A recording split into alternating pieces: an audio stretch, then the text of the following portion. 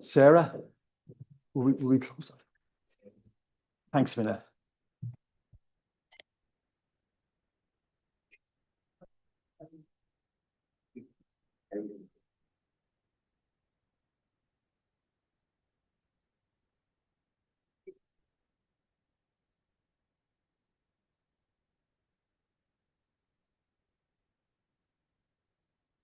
Thanks very much.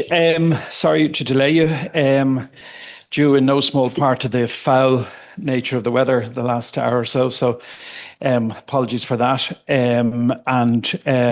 Thank you all for being here. Those of you who braved us to be here in the room, but also, of course, those of you who took the easy option and watched us from home online. You're also equally welcome, of course.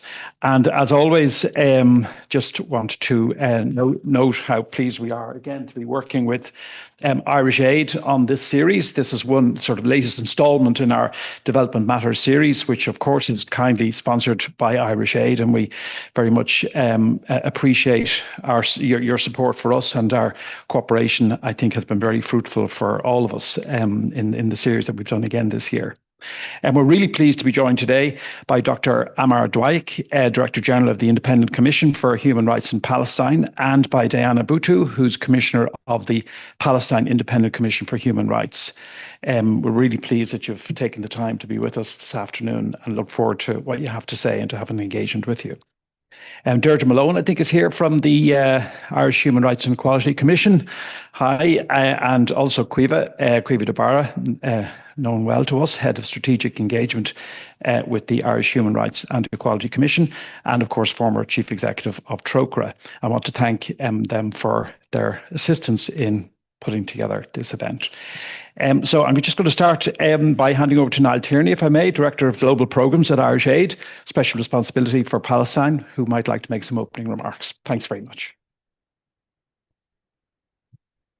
Thank you very much, Alex, colleagues and those online. And thanks to the IIEA team today for facilitating today's discussion, the opportunity to hear from Dr. Dwaik and Ms. Diana Buttu of the Palestinian Independent Commission for Human Rights.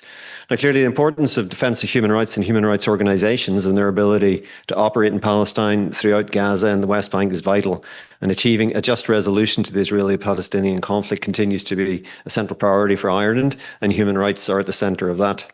The government welcomed the comprehensive plan to end the Gaza conflict, affirmed in Sharm el-Sheikh on the 13th of October, but the rate of progress in reversing the dire humanitarian conditions in Gaza is not close to being enough. Now, since that ceasefire came into effect more than 7 weeks ago, the people of Gaza continue to endure the most appalling conditions. Improvements in humanitarian access have not materialised to the extent set out in the comprehensive plan. And at this moment, the people of Gaza do not have enough to eat. They do not have adequate shelter for winter weather. They do not have sufficient access to medicines, and they do not have access to sanitation. The volume of aid entering Gaza is nowhere near sufficient, and Israel's highly restrictive controls continue to obstruct. Now, constraints and measures against UN agencies, especially UNRWA, international NGOs, human rights defence organisations operating in Palestine, as well as new Israeli legislation impacting human rights organisations registered in Israel, threaten to undermine response capacity where humanitarian aid provided unimpeded entry into and throughout Gaza, in line with humanitarian principles, international humanitarian law, and the ICJ's October advisory opinion. Now, whilst the greater part of the more than 101 million euros provided by the government in support to the people of Palestine since 23, a lot of that is made up of humanitarian aid and support to public services, especially education and health. Human rights, though, is a vital pillar. We continue to support human rights partners' ongoing work in defence of human rights. And we continue to press at the EU and the UN and through other multilateral mechanisms that leverage must be applied to Israel to urgently address the humanitarian catastrophe in Gaza. But the scale and suffering and abuses in Gaza cannot, though, remove our attention from the West Bank. Conditions have worsened significantly. with more than 40,000 people forcibly displaced from their homes earlier this year by Israel's longest running military operation in the West Bank in decades, extreme levels of settler violence, accelerated illegal settlement, and Israel's withholding of revenue from the Palestinian Authority. Much remains to be clarified in terms of the structures which are being constituted under the comprehensive plan, and human rights actors are vital to these processes to ensure that there is accountability and the ongoing defence of human rights. And we're fortunate to have the Director General, Dr. Ammar Dwaik, and the Commissioner, Ms. Diana Buttu, of the Palestinian Independent Commission of Human Rights with us today to confront us with the realities and the challenges of their work on the ground and the importance of their efforts. So thank you very much.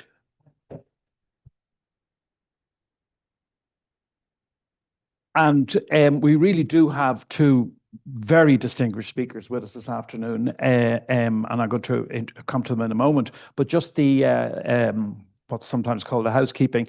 If you're watching us from home, you can use, after the presentations, please use the Q&A function on Zoom. If you have a question, we'd be happy to take that. And you know that by now, the Q&A function, where it is. And if a question occurs to you or something, even while the speakers are making their presentations, there's no harm in putting that question in as soon as it occurs to you. And obviously the people in the room can just, we have a roving mic here for anybody who'd like to ask a question in the room. Do give us your name and organisation if you have one. Not everybody has an affiliation, and that's allowed. But if you have one, please tell us who you are and what your tell us who you are anyway, but tell us what your organisation is if you have one. The Q&A and the presentation, the internet presentation, are all on the record today. So let me introduce first our two speakers. You'll go first, Dr. So Dr. Ammar Dwaik is the Director General of the Independent Commission for Human Rights in Palestine. He holds a PhD in Social Policy and Management from Brandeis University in the US. He's a master's degree in Law and Government from the American University in Washington, a bachelor's degree in Law from Yarmouk University in Jordan. And between 2004 and 2006, he served as the executive director of the Palestinian Central Elections Commission, where he oversaw the administration of the 2005 presidential elections and the 2006 legislative elections. So we're really pleased to have you this afternoon, and please, the floor is yours. Oh, thank you, and thank you for having us today. I would like also to thank the Irish Human Rights Commission for giving us the opportunity to come to Ireland and to speak to so many wonderful people, give us this important platform. The situation in Palestine now can be characterized as the worst since 1948 in terms of the existing conditions now, both in the West Bank and in Gaza, and also in terms of the outlook for the future. In terms of the situation in Gaza, the mass killing has declined or stopped, but killing continued. Until today, since October 10th, at least 360 Palestinians been killed, 140 children out of them. The Israeli authorities are trying to perpetuate the results of the genocide, to keep the reality as it is and to prevent Palestinians from going back to the abnormal situation that was before October 7th. So even going to the situation that was already bad, I just remind you that before October 7th, Gaza was characterized as being unlivable and also was characterized as the highest density of population in the world. Now, after the genocide, Gaza has shrinked. The Israelis now control fully 52% of Gaza, completely leveled, completely depopulated. And all Palestinians live in only 48%, which means that the density of population raised or doubled from 6,000 per square kilometer to 13,000, which is unprecedented in human history. Sorry. Now with the UN resolution, the situation are completely uncertain. There's lots of ambiguities in this resolution, and we are concerned that these ambiguities will be interpreted by the power on the ground, which is Israel, and will direct the implementation of this resolution into their own agenda, which is depopulating Gaza. And we have started to see some indicators for that. For example, a couple of days ago, Israel announced that they will open the only crossing for Gazans to the outside world, which is Rafah, only for those who want to leave Gaza, without allowing anybody to come back to Gaza. So this is like the scheme that has always been to depopulate Gaza and the Palestinians in general and push them to leave. The situation in the West Bank is not that much better. We are witnessing a scheme of demographic re-engineering. 50,000 Palestinians since October 7th have been displaced in the West Bank. This is the highest number of displacement to take place since 1967 in the West Bank. 2 refugee camps have been completely leveled and destroyed and depopulated, Jenin and Tulkarem. All of their residents have been displaced. And also all communities, like particularly Bedouin and agrarian communities living in the Area C in the West Bank, have been driven out of their land, particularly through settlers' violence. If you look at the Palestinian Authority, the future of the Palestinian Authority is at stake. The financial situation of the Palestinian Authority is very dire, and you can say that it is at the brink of possible collapse. And the reason for that is that Israel withholds a substantial amount of the Palestinian taxes that Israel collects on behalf of the Palestinians. According to the Oslo Agreement, they collect all the tariffs because they control the crossings. They collect the tariffs on behalf of the Palestinian Authority, and then they are supposed to transfer these tariffs to the Palestinians, and they can deduct 2% as like fees for managing this process. The Israelis now withhold almost 70% of the Palestinian tariffs, like roughly 500 million shekels every month. And they transfer only 30% of that to the Palestinian Authority.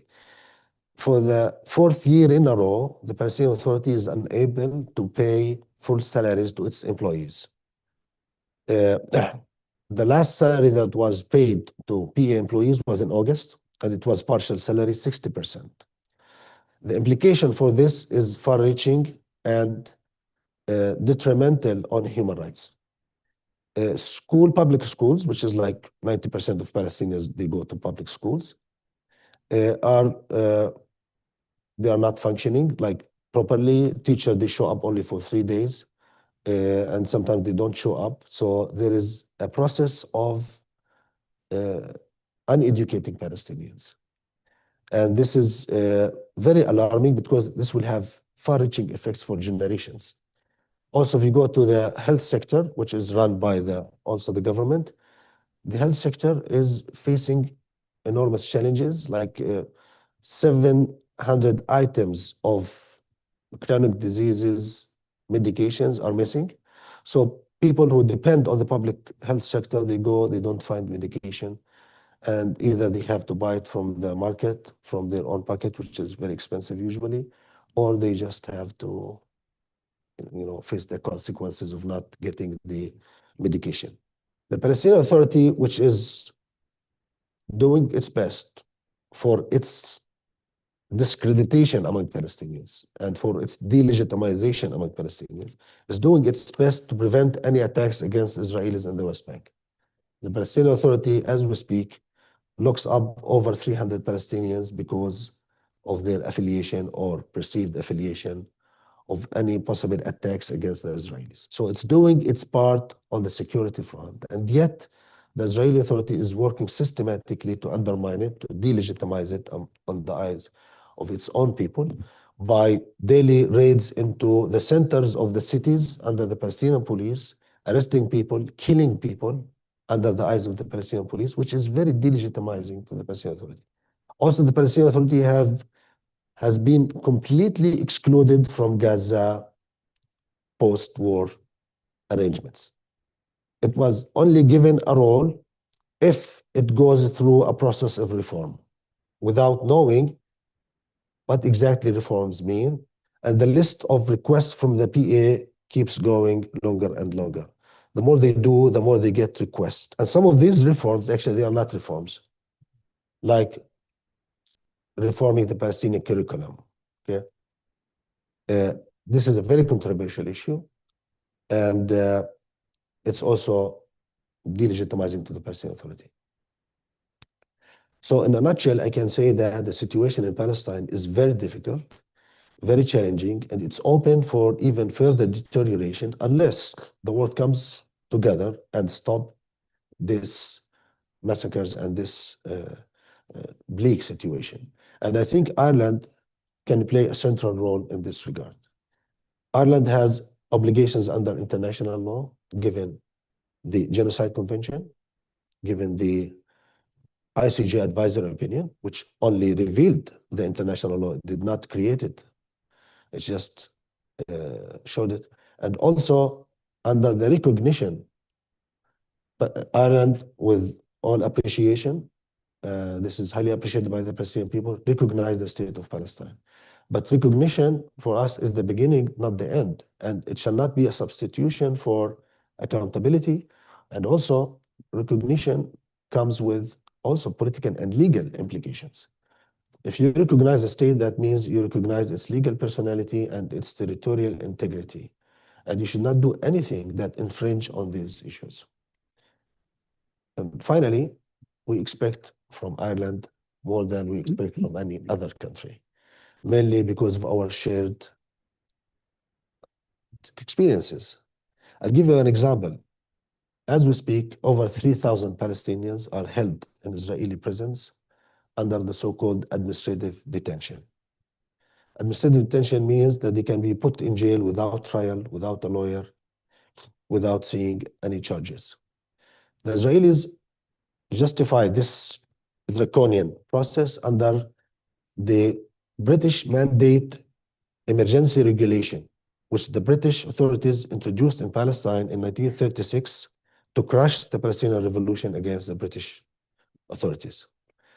And if you look at these emergency regulations, they were applied against Irish people.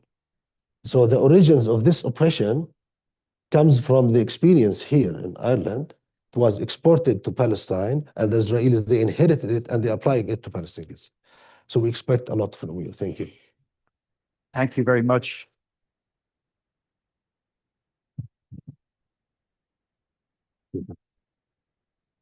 And it's a very stark picture that you give us. Diana Buttu is our second speaker this afternoon. She's commissioner at the Palestinian Independent Commission for Human Rights. She's a Palestinian lawyer with a bachelor's degree in Middle Eastern and Islamic Studies and a master's from the University of Toronto, PhD from Queen's University Faculty of Law, and an MBA from Kellogg School of Management at Northwestern. She previously served as a legal advisor to the Palestine Liberation Organization, part of the team that brought the issue of the Israeli wall before the International Court of Justice. Ms. Buttu is a regular commentator on Palestinian affairs in international media outlets. You're very welcome, and the floor is yours. Thank you very much. It's really wonderful to be with you today. And I also want to thank IREC for inviting us to be with you in Dublin. And I want to thank the people of Ireland, because this has been the warmest welcome that we've ever received. It's been a heartfelt welcome. It's been a welcome of solidarity, and that especially at this point in time, after witnessing 2 years of genocide, is exactly what we needed, because it's been such a lonely experience over the course of the past 2 years. I want to pick up from where Dr. Ammar ended and talk a little bit about both my experience, but also international obligations. You know, when from the period of 2000 to 2005, I was working on what people called the peace process, which was, there was no peace and there was no process at the time. And one of the things that I kept hearing over and over and over again during those years was the idea that, you know, everything could somehow be undone through the two-state solution.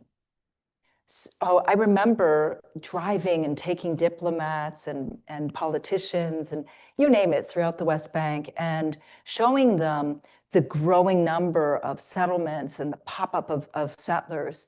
And they would always say to me, oh, but don't worry, you know, that'll be undone with the two-state solution. And when the Israeli wall, this 8-meter high cement wall was erected, it was the same response. Don't worry, it'll all be undone with this two-state solution, this magical two-state solution.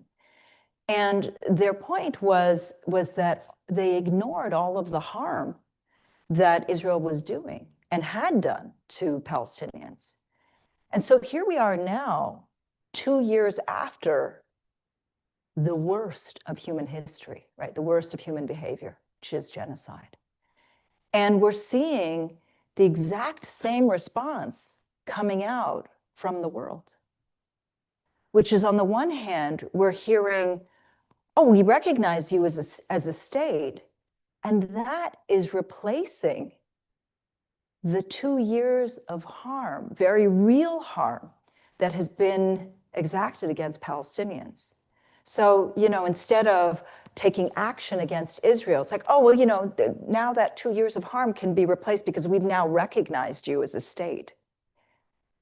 And at the same time, we're seeing that this Trump plan, it's actually an Israeli plan that's been rebranded as the Trump plan, in the form of UN Security Council Resolution 2308, is also somehow taking the same shape as, oh, don't worry about the past 2 years. Now, you're on a path where you can just ignore the past 2 years, but now you have this great UN resolution. And this is precisely what my fear is that all of this harm has been normalized. Genocide's been normalized. Harm against Palestinians has been normalized. And that's precisely what we don't want. And that is not the lesson that should be learned from these past 2 years of genocide. So let me first talk about Gaza and UN Resolution 2308.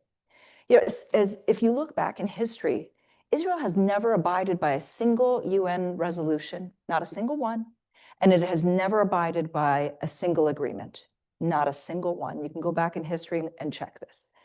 And so what makes us be so hopeful about UN Security Council Resolution 2308, even if you take it at its word? Nothing. There should be nothing that makes us hopeful about UN Security Council Resolution 2308. But even go further. What UN Security Council Resolution 2308 is telling us is that Palestinians are children, and that when children behave, then maybe, just maybe, we can perhaps think about giving them a state. This is the same mentality that was put into place during the era of colonialism. This is exactly where we are today. And when you look at what's actually happening on the ground in Gaza right now, what we're seeing is that this agreement is not being implemented. We're seeing that Israel's controlling every single aspect of Palestinian life, including, and I've been saying this in every single one of my lectures, my discussions, is that Israel is controlling not only the quantity of food that is going into Gaza, but the quality of food that's going into Gaza, because they bombed 98% of Gaza's agricultural land, and the remaining 2% is in the zone that Israel fully controls, right? So that should be, that should cause us some concern, in addition to what Dr. Ammar is saying, which is this is an ethnic cleansing process. So you can see it's the combination of killing that's been normalized, a process of getting people out that's been normalized, and a process of controlling down to the micro level that has been normalized. And this is what people are applauding at this point in time. But then getting back to the issue of recognition. Recognition isn't just a question of recognizing Palestine. It comes with real, serious obligations. And those obligations are to put sanctions on Israel for continuing to build and expand those settlements. And it's made it clear that that's exactly what they're going to continue to do. Immediately after all of this wave of recognitions, the Israeli Minister of Finance said that they're going to annex, they already have annexed it, and the the ICJ opinion says this, that they're going to annex the West Bank. And sure enough, what we've seen is that, for those of you who know, the majority of the Palestinian population in the West Bank resides in 18% of the West Bank, which is these little islands. surprising or no surprise, what the finance minister has said is that they're going to annex 82% of the West Bank. That's exactly, the places where Palestinians don't live. And that's where we're seeing the settler terrorism take place. So what is required at this point is to hold Israel to account, both for the genocide that they've perpetrated and for the fact that they continue to violate international law, both in the form of the 2 ICJ decisions that have come out, as well as all of the harm that they've continued to perpetuate. If nobody does, they're going to make a mockery of international law. They're already defying everybody and saying to us, just try to come after us. Just try to come after us. And they know that nobody will. If nobody takes any action against Israel, and that's my fear, then the behavior that we saw over the course of the past 2 years, these soldiers that are wearing women's lingerie, these soldiers that are blowing up houses and dedicating it to their children, these soldiers that are spray painting save the dates in a Palestinian house and then blowing it up, these soldiers that are blowing up Palestinian universities and smoking a cigarette while they're doing it. That is not normal behavior. And unless those soldiers are held to account and the state is held to account, just imagine what they're going to do in the next few years against Palestinians. I'm going to leave it there.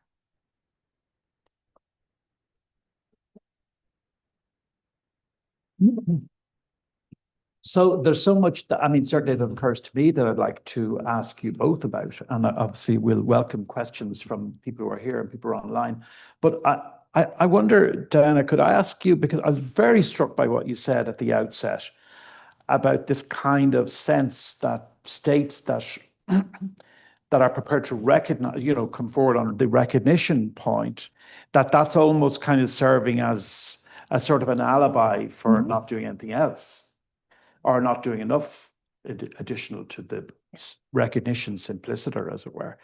And I'm not sure if that point has been made particularly strongly, as you make it very compellingly. What have you, as you think that through, obviously Ireland has a position, other countries seem to have come close, but hadn't arrived there. How is that playing into the public discourse internationally for you and for Palestinians, in the sense that, does the demand need to be something more than recognition? Or how does, because obviously a demand for recognition, or a request or demand for recognition, has the advantage of being clear cut. So it brings with it the risk that if people do it, that then nothing else happens. But I'm just wondering, how does it affect how you approach this broader debate now internationally, and what you say to countries and to peoples in different countries? The reason that in 2011, the Palestinian Authority embarked on this campaign of recognition. Yeah. And the reason that they wanted to push for recognition was because they wanted the benefits of recognition, which was to say, this means that you now have to act and do something. Now, states can act without recognition, by the way. The same things that the states can do with recognition, they can do without recognition. But their thinking was, well, now we're going to push the envelope and say, well, now that you've recognized us, that means that you have to recognize, as Dr. Ammar was saying, the territorial integrity. You can't recognize a country that looks like Swiss cheese. And if you believe in the system of international law, you can't be recognizing the state of Palestine and having settlements on that state at the same time. You have to do something about it. So this has been a push since 2011.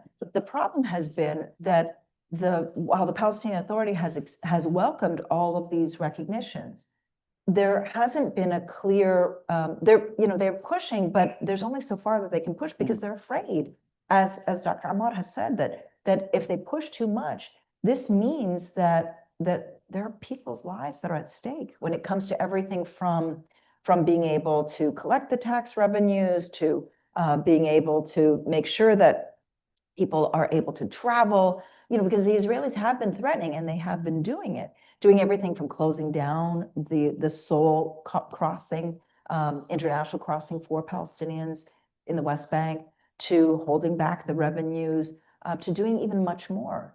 And so the issue becomes incumbent upon the international community to take a stance against Israel. And it shouldn't be up to the Palestinian Authority to constantly be demanding it. Of course they should, but it should be coming from states themselves. They either look at the ICJ opinions and say, yes, we have an obligation. And they should be looking at the Genocide Convention, which, I want to step back and say, the Genocide Convention doesn't require a determination of genocide after the fact. You can imagine what world we would be living in if it requires a determination after the fact. It's called the Prevention of Genocide. And we already have we have like a wall of consensus of human rights organizations to genocide scholars who've said that this is genocide. And so it requires countries to be acting irrespective of demands.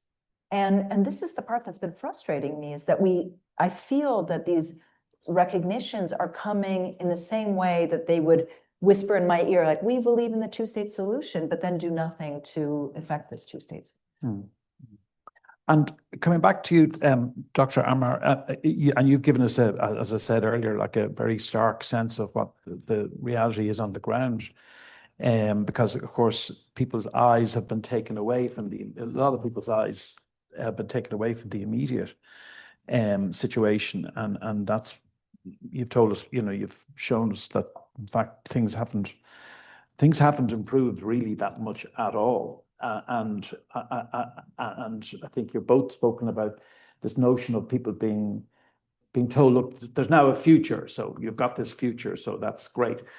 And you've explained that, but can we just talk about what a future might look like, just from the perspective of where we are today, if it's possible to do that, in the sense that, like, a reconstruction, is there even a discussion that can be had about a realistic or a rights-based reconstruction that could occur?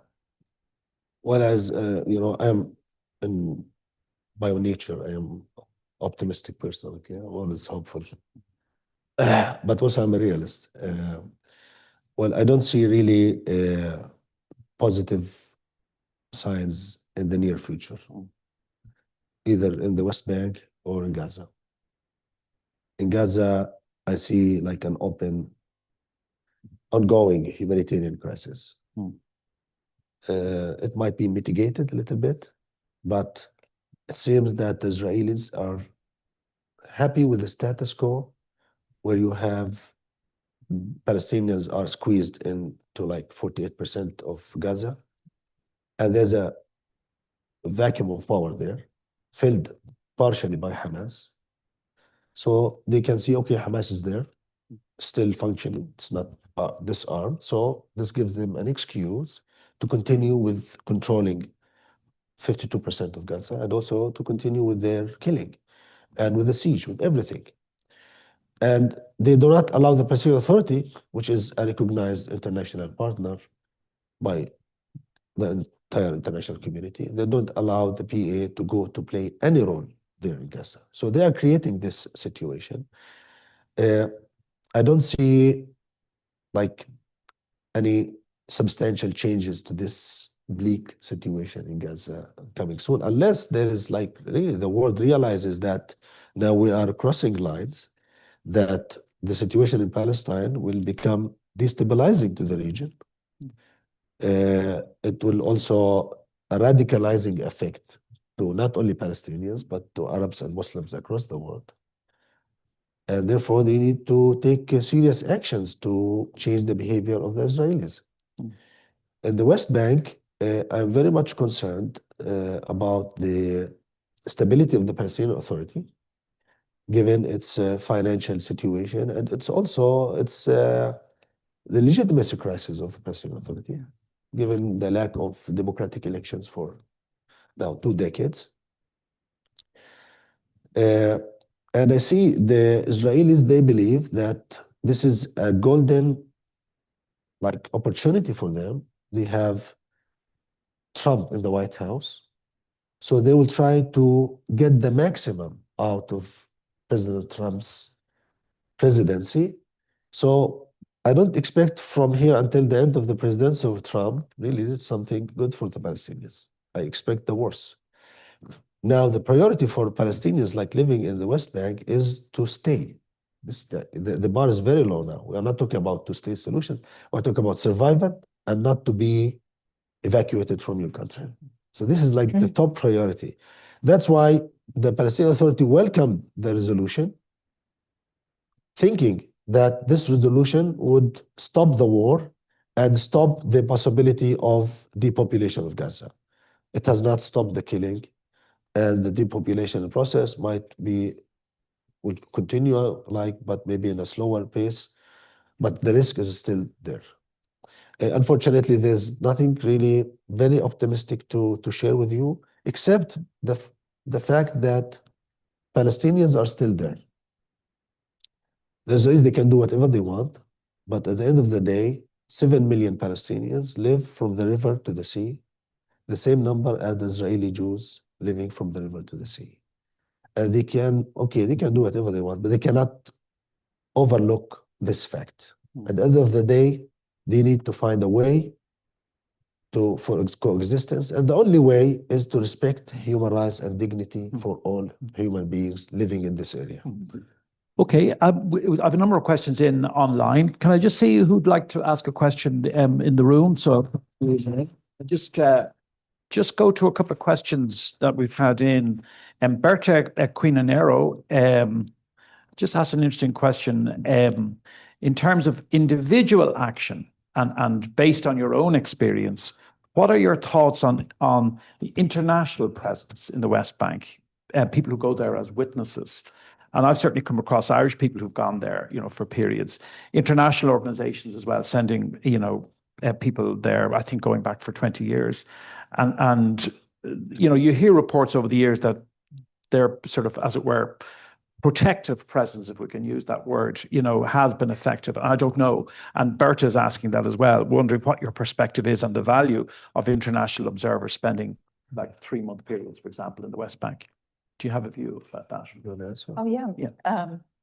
In the current situation as well. Some of the best activists that we've seen have been from Ireland. And it's both because of this deep solidarity, but also because of commitment, of understanding, and because they're not willing to back down. Let me explain a little bit better. There are in the West Bank, there are certain places that Palestinians cannot go. Actually, the vast majority of the West Bank is off limits to Palestinians. And this is primarily where Palestinian agricultural lands are. And it's also the places that these communities that are under real threat of extinction are located. In fact, there are 13 communities that have been wiped off the map over the course of the past 2 years. And it's for those communities that haven't been wiped off the map yet, it's the presence of internationals that has saved them. For example, in certain places like Masafri Yatta, there was an entire film that was made on this one community. And it's a large community, but it was one film, it won an Oscar, no other land. And despite winning an Oscar, it hasn't saved the community, but it certainly has brought in some activists. Now, it's the combination of the resilience of the people of those communities, but also the presence of internationals who've come that has it's the dual combination. And the reason that it's those things combined is because the people who are coming, internationals, the Israelis are used to killing Palestinians, but when they shoot at an international, they think that it comes with a little bit of weight. And so this has been very, very, a positive thing. Yeah. There are loads of questions coming in online, but I'll go to Nolene Blackwell, who's here in the room. And if anybody else would like to ask a question here, please indicate. But we've as I said, we've plenty coming in online as well. Yeah. Thank you very much indeed. And thank you for those very powerful interventions. I know you've been here. I am a member of the Irish Human Rights and Equality Commission. I'm not speaking for the Commission. There's loads of people who will. But my question, you've been meeting legislators in Ireland while you're here. Do you, you will have discussed the Occupied Territories Bill that we have on our agenda, on the legislators' agenda. Do you feel hopeful that we will pass that? And do you think it would make a difference to the people of Palestine if we did actually enact that legislation to ban goods and hopefully services as well that come from the West Bank? Thanks, Nolene. And I should say Tom Healy, who's a member of the Institute, also asked that same question online. Okay, So okay. either or both of you. Well, I can say maybe also Diana can also continue that when this bill was proposed in 2018, it was a revolutionary idea. Now I think it's the minimum. It's not, this is like the minimum that any country could or should do. And I see also other European countries are moving even ahead of Ireland on this, like Spain, Belgium, Slovenia, among others. So we hope that this bill will move on soon and also include both services and goods. And we see it very important because also it will encourage others to come forward, and it will become like a norm, like it will be adopted hopefully by the EU with like a collective EU regulations. And this is the minimum that any country could do under international law that was confirmed by the ICJ advisory opinion. If you under the advisory opinion, states have positive and negative or passive obligation. The passive obligation, you do not recognize the occupation, but the positive obligation on all states, even if they don't recognize Palestine, is to take steps, concrete steps, to make sure that you are not supporting the occupation. And this is the minimum that any country could do. I don't know about the Irish politics, about the likelihood of this bill to be passed, but I think we expect all to keep pushing for it. There are two questions here that are similar, and I might go to, I'll take the two of them together. I might go to you, Dan, if that's okay. Sulaina Maitra, who's a lecturer in humanitarian action, UCD, thanks you both for your presentations, and is asking what reform is required in international law so that the world can no longer say that those people don't matter when it comes to human rights ever again. And Anna McEvely, who's a young professionals network here in the IIEA, asks, given Israel's persistent disregard for international law, do you think the existing international legal framework possesses the capacity to genuinely hold Israel accountable, or are we witnessing the exposure of a fundamental limitation within the system itself? So those kind of two really go together. Okay. Both really excellent questions. And okay, on the first question, in terms of international humanitarian law, I think the main problem has been that the international humanitarian actors have been pitted against one another. And there hasn't been enough international state support for these humanitarian actors. And I'll give you some examples. So as it stands right now in Gaza, trying to get, for example, food in, because Israel has because Israel has passed legislation against UNRWA, it has made it virtually impossible for UNRWA to work. And yet UNRWA has been one of the main lifelines to get food into Gaza and to distribute that food. So instead, you have these organizations that are working, they're trying to work with one another, but there is no country that is pushing to make sure that these agencies are able to get food in. And so instead, you have different competing agencies and nobody who's stepping back and saying, let's make sure that that these aid agencies are able to work. And this has been, it's been such a disaster looking at it from bird's eye view. For example, right now, the Israelis have not allowed in tents. And, it's raining here, it's raining in Palestine as well. They haven't allowed in clothing. They haven't allowed in blankets. They're allowing in junk food, They're allowing in cell phones. And so they're allowing in commercial goods, but they're not allowing in the humanitarian stuff. So the question becomes among like which stuff goes in and to which agency. And that's effectively pitting them against one another. And no country is coming forward and saying, stop.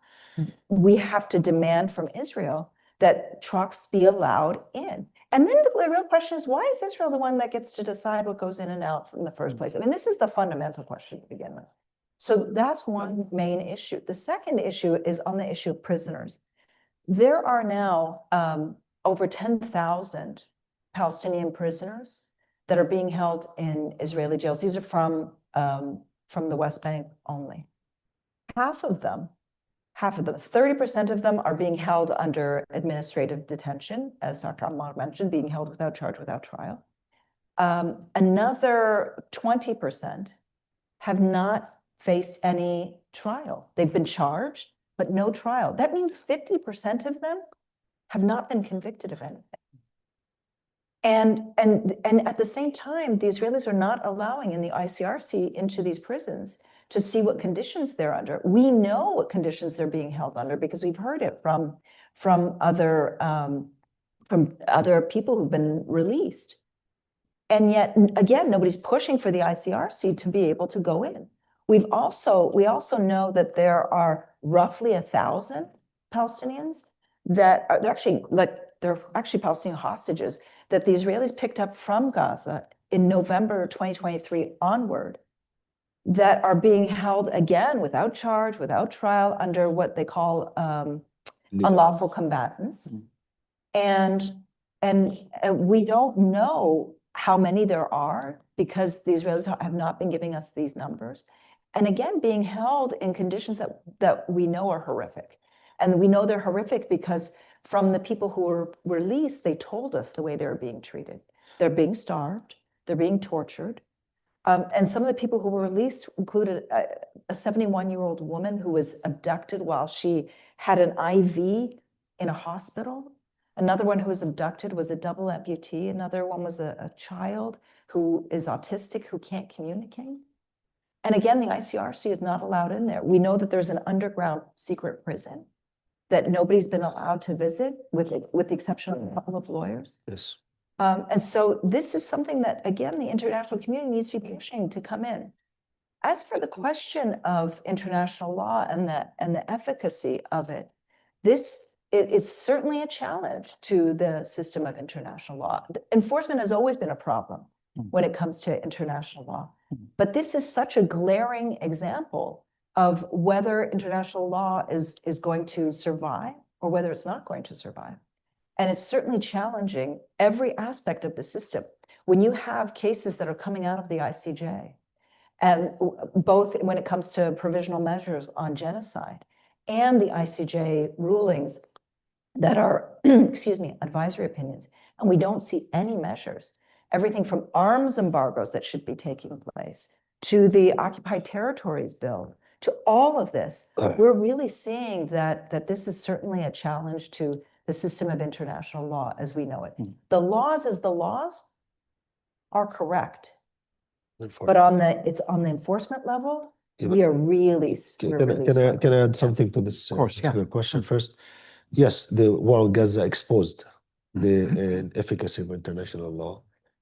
And if you look at the Pact for the Future, like it's an important UN document of September 2024, it very much addresses all the loopholes that appeared during the genocide, like the lack of humanitarian ability to enter Gaza, like lack of enforcement of ICJ opinions or decisions. Also the governance of the Security Council, that one state can hijack the entire process. So there is a document that I encourage every country to adopt it, because it talks about reforming the world governance. Second, despite the inefficacy of these institutions that we have seen so blatantly in Gaza, these institutions are now under attack.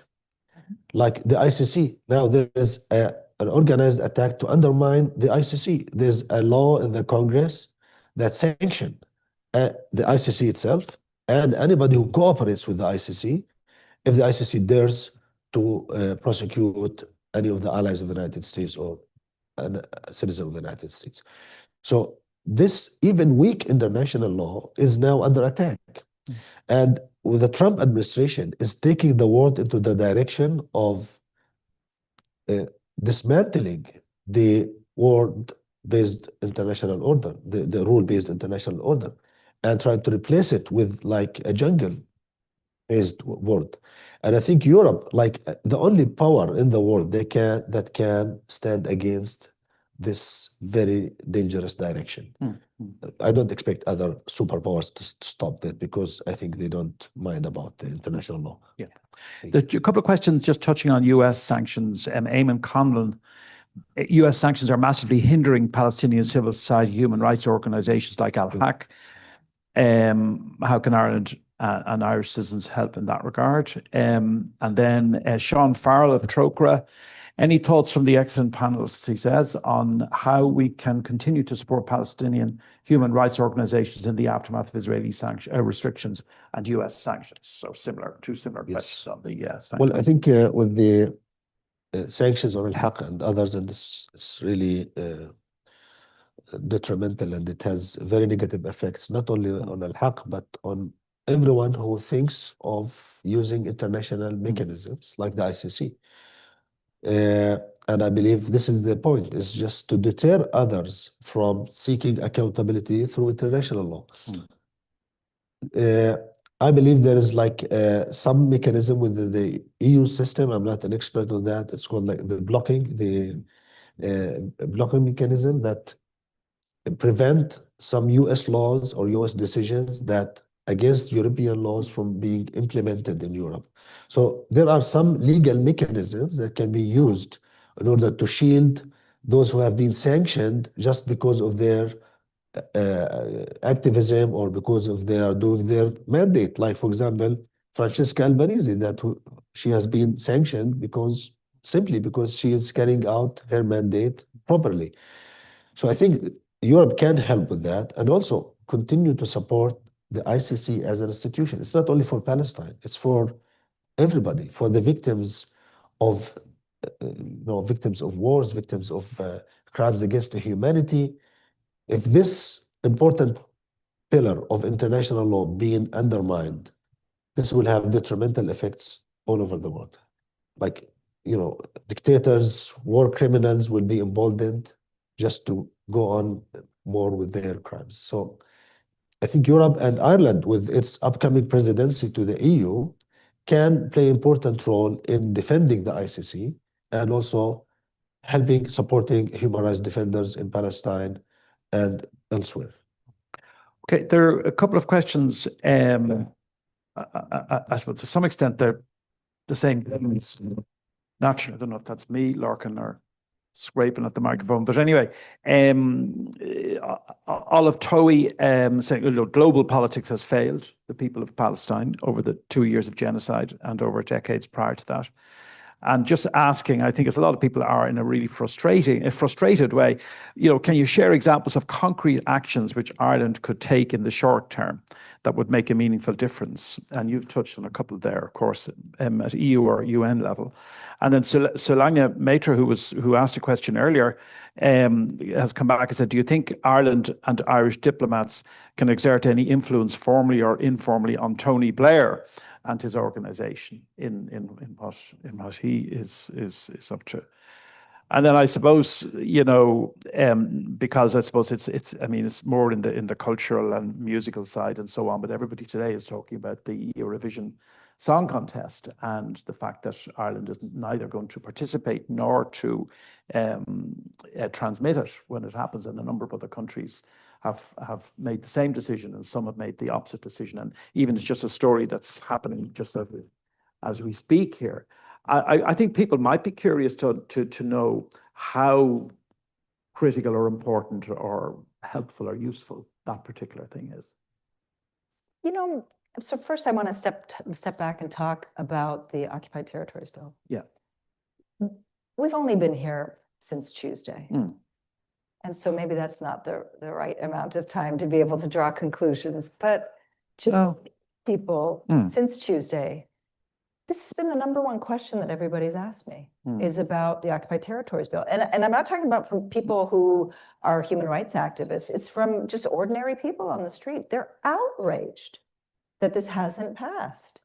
And so it's a little bit shocking to me that the government is not meeting up with where public opinion is, because Ireland's a democracy. And so I would love to see this bill passed, because it matches exactly where public opinion is. This isn't a question of there's a debate and people are saying, yeah, maybe. Every person I've met with is expressing discontent with the fact that it hasn't passed. And every person I've met has said, and they're upset that it hasn't passed, and they are upset that about this whole debate about including services. And so there is a strong push among the public in Ireland to do more, And that's a positive thing. That's a positive thing. And so going to the issue of Eurovision and onwards, it's not just a question of Ireland pulling out, but it should be that Israel is isolated. That's what it should be happening, is that Israel should be isolated in the same way that South Africa, apartheid South Africa, was isolated. And you all know the history of how the boycott movement started, divestment movement started, the BDS movement started in South Africa. It started in South Africa. The call came from South Africa, but the pickup came from here. And I believe it's the same thing that can happen when it comes to Palestine. And yes, there has been global failure because of the United States, but the United States doesn't own us. It certainly doesn't own me. And so I think that they're building on this public opinion and this public desire wherever we've gone over the course of the past few days, where there is a real thirst to be doing more. I think that the push should be to isolate Israel in the same way that South Africa was isolated. It's not just Eurovision. It's within the realm of football, UEFA, FIFA, on and on and on. And in those cultural and sports and all of those spheres are super important, because I'm a part. Give me. I'm just 1 minute. I'm part of the 20% of Israel's population that is Palestinian. And being a Palestinian living inside Israel, you live in this world where it's sort of weird. And you see that Israelis, they don't care about Palestinians. They don't look at Palestinians. They don't even care. Life has gone on as normal all throughout the genocide, while I'm inside torn up and dying and wanting to scream. For them, it's normal. Their whole lives were normal. And it's that normalcy that I want to poke a hole in. The fact that they viewed that what they were doing over the course of the past 2 years was normal.